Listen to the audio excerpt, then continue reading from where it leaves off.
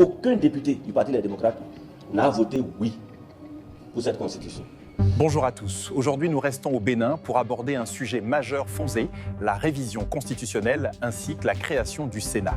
Le Bénin vient de tourner une nouvelle page de son histoire. Le mandat du président est désormais passé de 5 à 7 ans, tout comme celui des députés ainsi que celui des maires. Dans ce journal, vous allez tout découvrir. N'oubliez pas de vous abonner et de partager.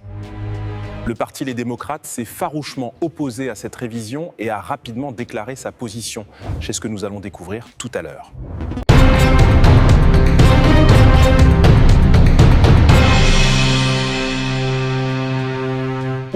Nous avons le président de l'Assemblée nationale, le ministre de la Justice, garde des Sceaux.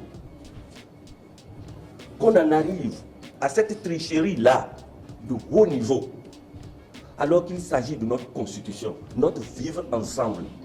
Quelles leçons nous voulons donner à nos enfants? Quelles leçons nous voulons donner à la postérité? Je crois que c'est suffisamment grave. Si nous avons choisi de faire cette conférence de presse, c'est pour parler au peuple béninois. Au stade où nous en sommes, certaines choses peuvent se passer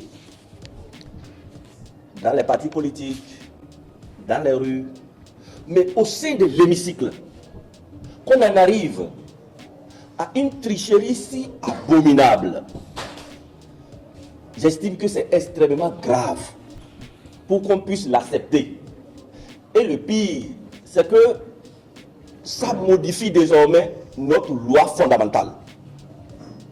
Nous pensons que ce vote doit être purement et simplement annulé.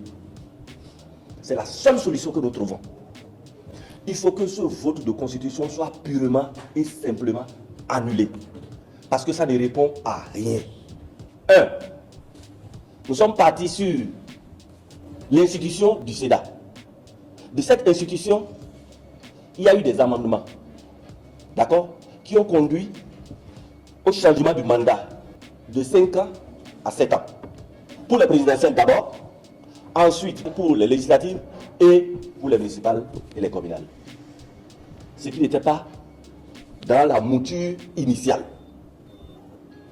Mieux, il y a eu des modifications en profondeur que nous n'avions même pas. Et Dieu seul sait aujourd'hui quelle est la dernière mouture qui nous sera présentée.